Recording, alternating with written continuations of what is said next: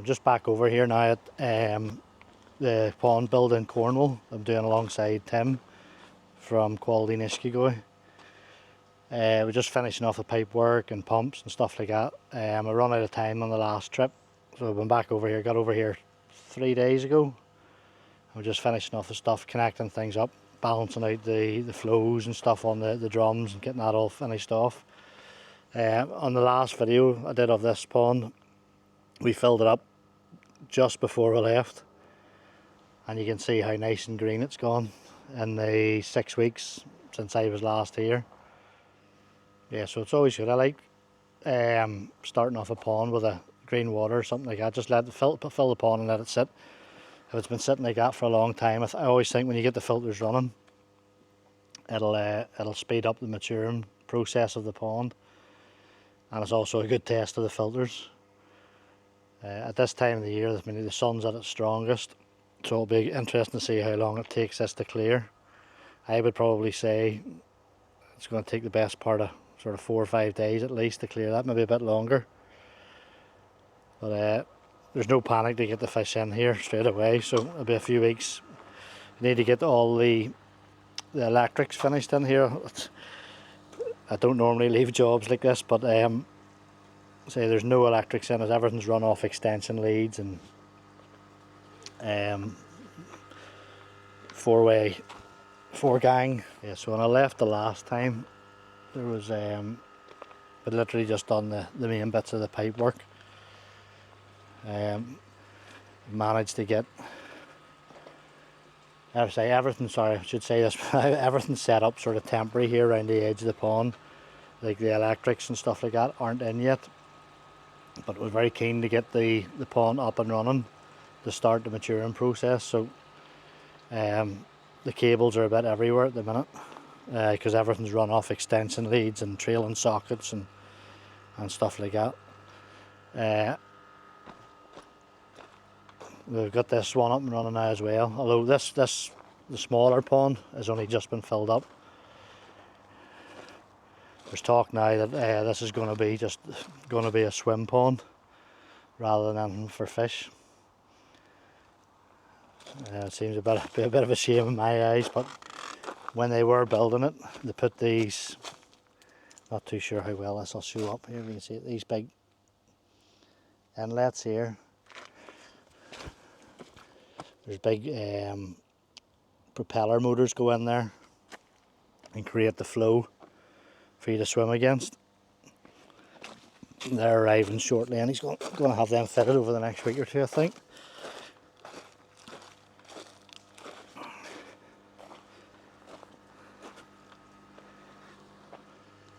Yeah, one of the interesting features now of this, these Profi drums, the first one that I've had to deal with, is these are the new Pro versions. I'm not too sure how long they've been out or whatever, but you can connect to these with your phone. I'll just see if I can pull this up now. I don't know how well it'll show in the sunlight. Yeah, it just moved around there out of the way of that. So basically, you just assign each drum filter gets assigned its own local IP address. Don't worry, I'm not giving any details away. That's just the local IP address. It's not the customer's one. So you've got the time, and it tells you there basically the system status. You can see the rotating symbol, just means all the pumps are running, the circulation pump's running. The cleaning pump is idle.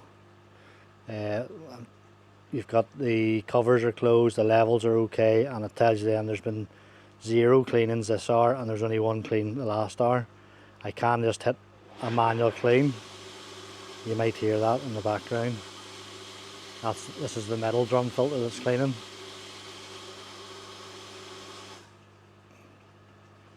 It is a pretty good piece of kit. There's no active alarms on there, the cleaning.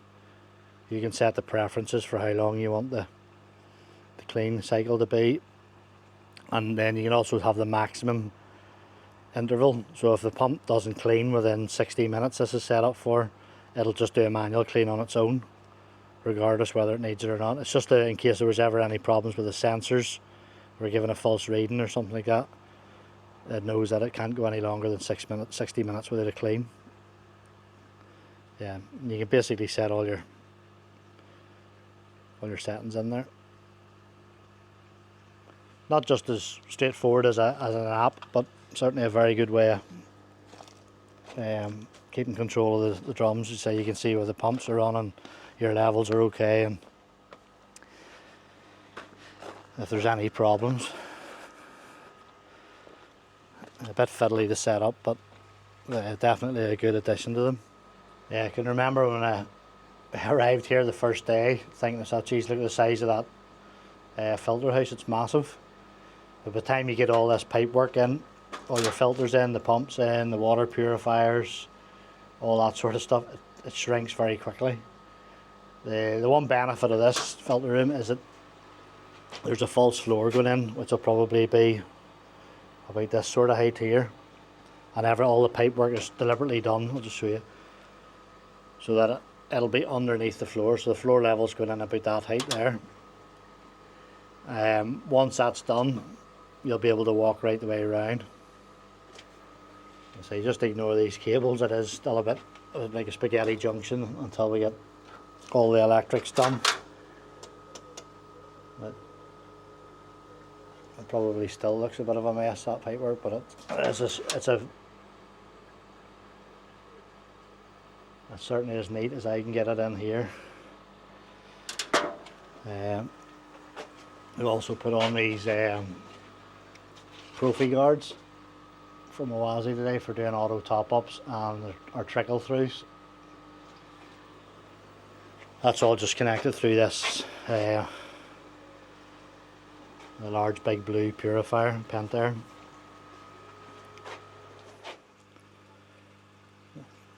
Yeah, so that's pretty much my bit finished for this install. I may have to come back at some stage maybe just to tweak some things and set some stuff up. Be interesting to see how this protein skimmer is going to work. Just see if we can come around here and get a better picture of it. They're not something I would use too often on koi ponds.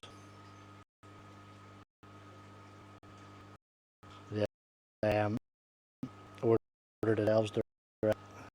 It's specifically designed. I'd say it'll certainly work quite well over the summer, the height of summer when it's getting heavy feeding. Not so sure it'll work just as well over the winter, or it'll have any proteins and stuff to remove if you're not feeding that heavily. There mightn't be enough on it for actually to create enough bubbles to remove anything from the water. I would certainly think that if you're not feeding it, there's nothing there for it to really take out anyway. Yeah, so this side of the pond, under these trees, is going to be the this box here is the heat pump's going to go in there. All this area here is basically being raised up level with the edge of the pond. So this pipe work here will be all buried in the ground. I've just left those. They're not sure exact position of this heat pump yet, so I've just left the bypass circuit sitting there ready to connect up whenever it gets to that point. I think they want to get the base and stuff in there obviously first before hooking anything up. And then this area is a bit trickier, so it was to get anything done. And then obviously you can see the pipes aren't quite level, they're a bit sitting like that, but the pipes are set in the concrete down the ground. This is going to be a backy shower up in here actually, and then you have this the 4-inch pipe. The backy shower just drops out of the bottom of it and then just straight back into the pond under its own force. Yeah, so you can see in the back there, this is this temporary pond. You can see the way the backy shower is going to work there, where it has the bottom outlet rather than coming out a chute at the front. Just drops down out of it back into the pond. Some really nice fish in here. I'm sure these guys will be really glad to see this pond up and matured. I'm not too sure how long they've been in this.